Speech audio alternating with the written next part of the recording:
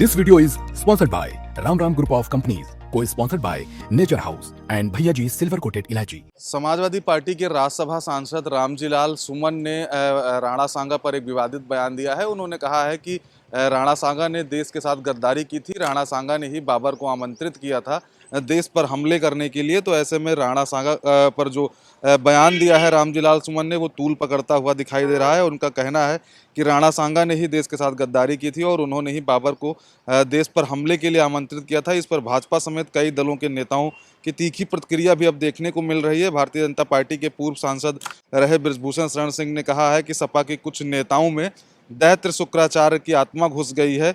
अब कुंडा के विधायक राजा भैया भी मैदान में उतर गए हैं। उन्होंने टिप्पणी की है, उन्होंने सोशल मीडिया पर इसकी विस्तृत टिप्पणी की है और रामजीलाल सुमन को खूब जमकर खरी खोटी सुनाया है। उन्होंने लिखा है कि अब दौर आ गया है कि सत्य, इतिहास और पुनर्लेखन किया जाए। राजा भैया ने लिखा है, समाजवादी पार्टी के राष्ट्रीय महासचिव रामजीलाल सुमन ने राज्यसभा में राणा सांगा के विषय पर अभद्र टिप्पणी की है। वो सत्य से परे है और हर देशभक्त, हर राष्ट्रवादी के लिए ये बहुत ही कष्टप्रद है। राणा संग्राम सिंह, जिन्हें हम राणा सांगा के नाम से जानते हैं, उन्होंने देश और धर्म की रक्षा के लिए अनेकों लड़ाइयाँ लड़ी और जीती। महाराणा होते हुए भी युद्ध में सबसे आगे की पंक्ति में खड़े होने वाले राणा सांगा के शरीर पर 80 से अधिक घाव पाए गए। उनकी एक आंख और एक हाथ भी जाते रहे, लेकिन उनकी पीठ पर एक भी घाव नहीं था। तुष्टीकरण के चलते हमारे महानायकों के खिलाफ जो है खलनायक और गद्दार उन्हें कहा जा रहा है। रघुराज प्रताप सिंह लिखते हैं कि देश का दुर्भाग्य है कि औरंगजेब जैसे आतायाई और बाबर जैसे शासक का महिमा मंडन करने के लिए कुछ लोग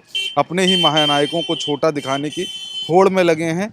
कुंठित लोगों की राजनीतिक स्वार्थ और वश तुष्टीकरण उद्देश्य से चाहे जो भी आरोप लगे, लेकिन राणा सांगा देशभक्त राष्ट्रवादियों के लिए प्रातः स्मरणीय रहेंगे, सम्मान और श्रद्धा के पात्र रहेंगे। कैसी विडंबना है कि जिससे अपने ही पिता को खुद कैद कर लिया हो, भाइयों की हत्या करके कुत्तों को खिला दिया हो। ऐसे औरंगजेब को चाहने वाले भी इस देश में हैं, जो अपने महानायकों के गौरवशाली इतिहास को झुठला रहे हैं।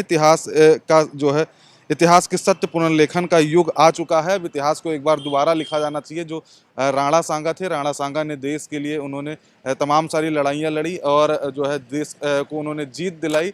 ऐसे में जब लड़ाई होती थी तो राणा सांगा पंक्ति में सबसे आगे खड़े मिलते थे। अब जिस तरीके से समाजवादी पार्टी के राष्ट्रीय महासचिव रामजीलाल सुमन ने ये विवादित बयान दिया है, तो इस पर कहीं ना कहीं अखिलेश यादव भी फंसते हुए दिखाई दे रहे हैं। भारतीय जनता पार्टी समेत जो तमाम उत्तर प्रदेश में तमाम विपक्षी दल हैं, जो तमाम विपक्षी दल के नेता हैं, वो अब जो समाजवादी पार्टी के राष्ट्रीय महासचिव और राज्यसभा सांसद रामजीलाल सुमन को लेकर बयान दे रहे हैं। ऐसे में जिस तरीके से जो राणा सांगा पर रामजीलाल सुमन ने बयान दिया है, वो बयान लगातार जो है तूल पकड़ता हुआ दिखाई दे रहा है। जगह जगह रामजीलाल सुमन के खिलाफ प्रदर्शन किया जा रहा है, जगह जगह उनका पुतला फूका जा रहा है। तो ऐसे में देखने वाली बात यह होगी कि अब अखिलेश यादव इस पर क्या कुछ बोलते हैं, क्या कुछ कदम उठाते हैं।